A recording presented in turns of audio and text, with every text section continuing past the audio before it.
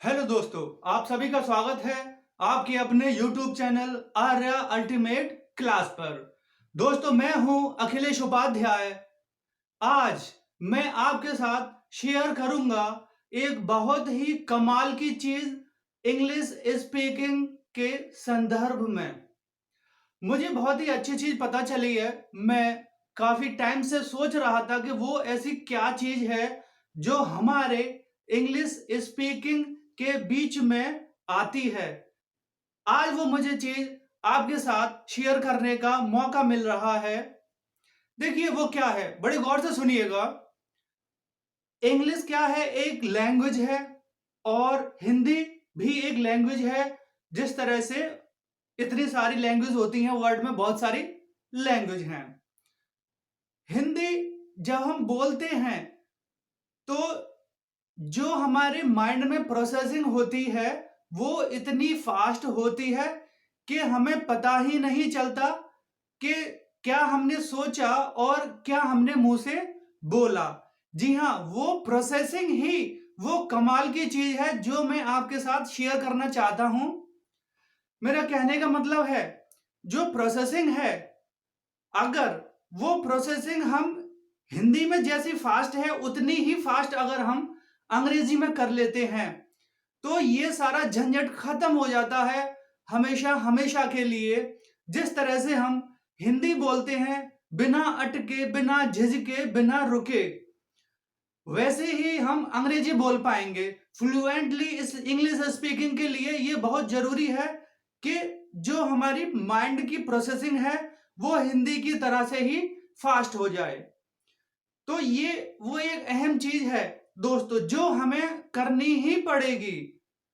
अब बात करते हैं इसके बाद हम क्या करेंगे या ये कैसे होगा, ये प्रोसेसिंग हमें किस तरह से फास्ट करनी है। इसके बाद आते हैं कई सारे स्टेप्स आते हैं जो मैं आपको मेरी आने वाली वीडियोस में, आने वाली क्लासेस के रूप में स्टेप बाय स्टेप बताता जाऊंगा। मैंने क्लास 1 में और क्लास 2 में स्टार्ट किया है प्रोवर्ब और फ्रेज और क्लॉजेस, ये सब लेकर के मैंने क्लास शुरू की है इंग्लिश स्पीकिंग की। दोस्तों, आज क्लास 2 है, इसमें हम प्रोवर्ब्स, इडियम एंड फ्रेजेस को लेकर के इंग्लिश स्पीकिंग की प्रैक्टिस करेंगे। मेरा यह वीडियो बनाने का, इस क्लास में ये टॉपिक लेने का क्या उद्देश्य है? देखिए हमें क्या करना है। हमें सेकंड स्टेप में करना ये है, फर्स्ट स्टेप तो हमारा कंप्लीट हो गया कि हमें पता चल गया कि हमें करना क्या है। हमें सबसे ज्यादा जरूरी चीज ये है, जो प्रोसेसिंग है वो हिंदी की तरह से लेकर के आनी है। अब बात ये है कि इसके आगे क्या करना है। इसके आगे हमें ये करना है कि इंग्लिश की लाइन है, इंग्लिश के वर्ड्स, वो हमें अपनी जुबान के ऊपर चढ़ाने हैं और इस तरह से चढ़ाने हैं कि जब हम इनको यूज करें तो हमें पता ही ना चले कि ये हम इंग्लिश वर्ड यूज कर रहे हैं कि हिंदी वर्ड यूज कर रहे हैं। जैसे thank you very much, sorry वगैरह वगैरह, ये सारी चीजें हम इतने अच्छे से जानते हैं कि अनपढ़ लोग भी यूज करते हैं और भी बहुत सारे ऐसे इंग्लिश वर्ड हैं हमें पता ही नहीं है कि वो हम यूज कर रहे हैं। तो सेम थिंग ये है कि ये कुछ प्रोवर्ब्स हैं, कहावतें हैं, इनको हम यूज करेंगे, यूज प्रैक्टिस के जरिए ही करेंगे। प्रैक्टिस करते करते ये हम इतना इजी बना लेंगे हमें पता ही नहीं चलेगा। दोस्तों, एक और अहम चीज मैं आपसे शेयर करूंगा। इंग्लिश स्पीकिंग की शुरुआत के लिए हम बहुत सारी कहावतें अंग्रेजी की समझ लेंगे, सीख लेंगे, रट लेंगे अच्छे तरह से और उनका मतलब भी जान लेंगे।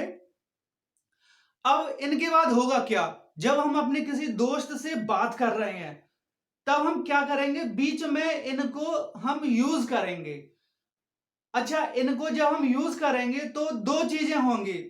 पहली चीज क्या होगी कि हमारे जुबान पर ये इंग्लिश की लाइन बैठ जाएगी, इंग्लिश के वर्ड चढ़ जाएंगे। और दूसरी इंपॉर्टेंट चीज क्या होगी कि जो हमारा दोस्त है वो हमारी तारीफ करेगा। और दोस्तों, ये तो आप लोग जानते ही हैं कि तारीफ एक ऐसी चीज है कि इससे जो काबिल नहीं है वो भी काबिल बन जाता है। एक बहुत ही अच्छी चीज है, इसके बारे में मैं अब आप और आपको क्या बताऊं, आप जानते ही हैं तारीफ करने से क्या क्या काम हो जाता है। तो दोस्तों, शुरू करते हैं क्लास 2। फर्स्ट नंबर पर है अगेंस्ट द रेनी डे। इसका मीन है फॉर हार्ड डेज, बुरे दिनों के लिए। अब हमने ये याद कर लिया अगेंस्ट द रेनी डे। इसे यूज कैसे करेंगे? यूज कर सकते हैं किसी से हम बात कर रहे हैं और आप जानते हैं ये कोरोना काल चल रहा है, लॉकडाउन का माहौल है, तो सबसे ज्यादा प्रॉब्लम लोगों को आती है मनी प्रॉब्लम। तो हम कभी भी बात कर रहे हैं किसी से, यूज कर सकते हैं हम इसे हम कैसे यूज करेंगे? Against the rainy day we must save money against the rainy day. इसे हम ऐसे यूज करेंगे, ठीक है। अगर हम चाहें तो इसे मीन के रूप में भी यूज कर सकते हैं, we must save money for hard days. जब हम इसे प्रोवर्ब के रूप में यूज करेंगे तब हम यहां पर फॉर का यूज नहीं करेंगे। मैं आपको बताता चलूं, अगेंस्ट फॉर का सिनोनियम के रूप में काम करेगा। We must save money against the rainy day. हमें बुरे दिनों के लिए पैसा अवश्य जमा करना चाहिए। सेकंड नंबर पर है a bed of roses, quite comfortable, फूलों की सेज। दोस्तों आपको याद होगा होमोफोन्स की क्लास में मैंने आपको सिखाया था क्वाइट। ये क्वाइट है, इसमें कौन सा वाला ई आ रहा है? बाहर वाला। मैं टॉपिक से आपको भटकाऊंगा नहीं, मेरा उद्देश्य सिर्फ ये है कि मैंने एक वीडियो बनाया होमोफोन्स जिसमें ये क्वाइट है, 3 वर्ड हैं, 3 वर्ड को हम कैसे याद कर रहे हैं ये मैंने बताया है बड़े ही अच्छे ट्रिक के साथ में। आप चाहें तो उसे देख सकते हैं। Come to the point, a bed of roses quite comfortable, फूलों की सेज। इसे हम यूज करेंगे, नेगेटिव लेकर के यूज करेंगे। सबसे पहले इसमें नॉट का प्रयोग करेंगे अ बेड ऑफ रोजेज के लिए। देखिए, life is not bed of roses, जीवन फूलों की सेज नहीं है। दूसरा एग्जांपल देखिए, the post of a prime minister is not a bed of roses, प्रधानमंत्री का पद फूलों की सेज नहीं है। तो इसे यूज करते समय ध्यान रखिएगा, इसमें नॉट का प्रयोग कर दीजिएगा। थर्ड नंबर पर है add fuel to fire to make the matter worse, आग में घी डालना, यानी किसी लड़ाई को और उसको बढ़ा देना। ऐसी बात कह देना जैसे कि लड़ाई खत्म होने के बजाय बढ़ जाए, झगड़ा बढ़ जाए, आग में घी डालना। Add fuel to fire use करेंगे, हमारा कोई शरारती दोस्त है, वो ऐसे ही काम करता रहता है तो हम शरारती नहीं है, हम उसे समझाएंगे। कैसे समझाएंगे? देखिए, यार please do not add fuel to fire. इसमें हमने डू नॉट का प्रयोग कर दिया, इसे भी नेगेटिव बना लिया। Do not add fuel to fire, भाई कृपया करके आग में घी मत डाल। Do not add fuel to fire, it will be more complicated, यह बहुत ज्यादा खराब मामला हो जाएगा। तो ये हो गया दोस्तों। फोर्थ नंबर पर है हमारा एज फार एज। इसका मीन है सो फार एज, जहां तक। इसे यूज करेंगे जहां तक मैं जानता हूं। इस तरह से इसे यूज कर लीजिएगा। कोई हम बात शुरू करते हैं तो कभी कभी हम बोलते हैं जहां तक मैं जानता हूं। यह काम बड़ा ही कठिन है। कैसे यूज करेंगे? As far as I know this is a very complicated work. Fifth number पर है हमारा by leaps and bounds, very rapidly, दिन दूनी रात चौगनी। जब कोई व्यक्ति बहुत ज्यादा तरक्की करता है, पहले गरीब था और देखते ही देखते कुछ दिनों में बहुत ज्यादा पैसा आ जाता है उसके पास, बहुत ज्यादा अमीर बन जाता है, तब हम बोलते हैं कि भाई वो तो दिन दूनी रात चौगनी तरक्की कर रहा है। कैसे यूज करेंगे इसे? Our Indian leader get by leaps and bounds, यानी हमारे जो भारतीय नेता हैं वो दिन दूनी रात चौगनी तरक्की करते हैं। पॉलिटिक्स में आते ही उनके पास में बहुत ज्यादा पैसा इकट्ठा हो जाता है। Our Indian leaders get by leaps and bounds, दिन दूनी रात चौगनी तरक्की करना। 6 नंबर पर है हमारा black and white in writing. ये राइटिंग है, इसका मतलब है लिखित रूप में। इन रिटिंग ऐसे भी हो सकता है, इसका मीन इन रिटन, लिखित रूप में। ब्लैक एंड व्हाइट लिखित रूप में, इसका यूज देखिए कैसे बोलेंगे हम। A government servant gets black and white information before join his service. एक गवर्नमेंट सर्वेंट लिखित रूप में सूचना प्राप्त करता है अपनी सेवा शुरू करने से पहले। 7 नंबर पर है चाइल्ड्स प्ले वेरी इजी, आसान काम। कहते हैं ना कि ये बच्चों का खेल नहीं है, तो इसे हम यूज करेंगे this is not a child's play. इसे भी हम नेगेटिव रूप में यूज करेंगे, child's play, this is not a child's play. ठीक है दोस्तों। 8 नंबर पर है हमारा catch red handed. Catch red handed, to catch while committing crime. इसका मतलब है रंगे हाथों पकड़ा जाना। कोई व्यक्ति कोई गलत काम कर रहा है और वो गलत काम करते समय ही पकड़ा जाता है, तो तब हम इसे यूज करेंगे। मान लीजिए इसे यूज करेंगे, बहुत बार पुलिस के संदर्भ में इसे यूज किया जाता है, चोर पुलिस के संदर्भ में। गलत काम ज्यादातर चोर करते हैं। कैसे यूज करेंगे इसे देखिए। हमारी जो पुलिस है वो कभी भी क्राइम करते समय नहीं आती है, ये हिंदी फिल्मों में भी बहुत दिखाया जाता है और ये रियलिटी है भी। यूज करिए इसे। The Indian police could not ever catch red handed any thief. हमारी जो भारतीय पुलिस है कभी भी चोर को रंगे हाथों नहीं पकड़ सकी है।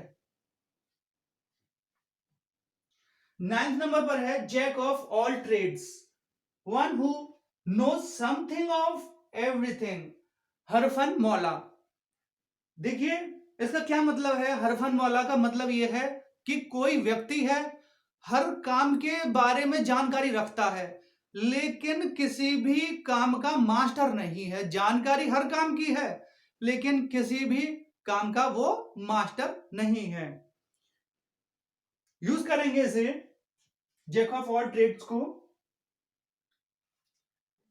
He is jack of all trades but master of none. वह हरफन मौला है लेकिन किसी भी चीज का मास्टर नहीं है। हरफन मौला, ये हमारा हुआ था 9th नंबर का।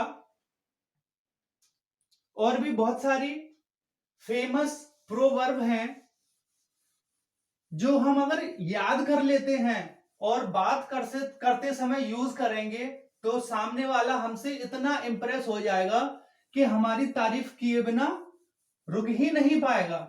जैसे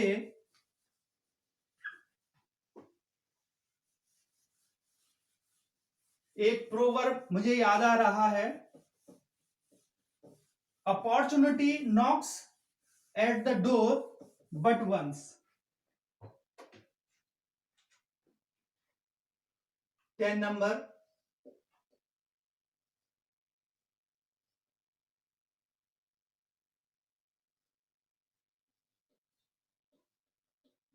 अपॉर्चुनिटी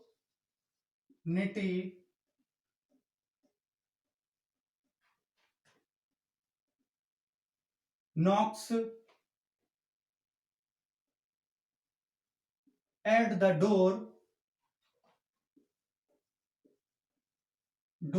but once, but देखिए ये प्रोवर्ब्स, आइडम्स एंड फ्रेजेस, इनमें एक छोटा सा अंतर रहता है। जैसे कि ये प्रोवर्ब है, ये पूरा का पूरा एक सेंटेंस है जो हम बोलेंगे बात खत्म हो जाएगी, इसमें हमें सेंटेंस बनाने की जरूरत नहीं है।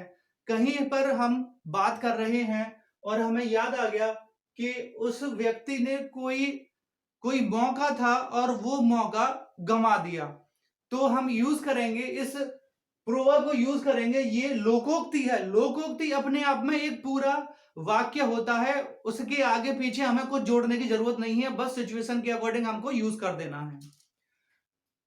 इडियम्स एंड फ्रेजेस में क्या होता है कि ये एक सेंटेंस का पार्ट होता है, इसके आगे हमें कुछ जोड़ना है और इसके पीछे हमें कुछ जोड़ना है और अपनी बात को क्लियर करना पड़ता है। Opportunity knocks at the door but once. अवसर केवल एक बार दरवाजा खटखटाता है। हमें कब यूज करना है? किसी व्यक्ति से बात कर रहे हैं और उसने कहा कि मैं ये काम कर नहीं पाया, तब हम इसे यूज करेंगे। 11 नंबर पर 11 नंबर पर मैं लिख करके नहीं बता रहा, टाइम ज्यादा लगता है। A little knowledge is a dangerous thing. कम ज्ञान खतरनाक होता है। इसका मतलब होता है जैसे कोई व्यक्ति किसी मशीन को सही करना जानता नहीं है और उसे वो खोल डालता है, तब क्या होता है कि पहले जो नुकसान हुआ था उससे कहीं ज्यादा बड़ा नुकसान हो जाता है। या बहुत सारे संदर्भ में हम इसे यूज कर सकते हैं, अ little knowledge is a dangerous thing. अब देखिए यहां मैंने ये कहावतें इतनी अच्छी तरह से बोली कि मुझे हिंदी और अंग्रेजी का पता ही नहीं चला, कब मैंने हिंदी बोल दी कब मैंने अंग्रेजी बोल दी। तो मेरे ये वीडियो बनाने का उद्देश्य यही है, मैं आपको ये समझा सकूं। ये तो बहुत सारी हैं, अब ये समझ लीजिए कि ये तो सैकड़ों हैं। मैं अगर वीडियो इन्हीं पर प्रोवर्ब्स और इडियम्स एंड फ्रेजेस को लेकर के बनाता रहूं तो कई सारी क्लासेस इसमें निकल जाएंगी। ये आप कहीं से भी लीजिए और इन्हें याद कर लीजिए और देखिएगा। इन्हें यूज करने का तरीका मैंने आपको बता दिया है, अपने दोस्त के साथ में इनको यूज करिएगा, तब आपको महसूस होगा कि आपके अंदर एक कॉन्फिडेंस आ रहा है और आपका जो दोस्त है वो भी आपकी तारीफ कर रहा है। तो ये मेरी क्लास 2 है। आगे मिलते हैं क्लास 3rd में। तब तक के लिए थैंक यू वेरी मच।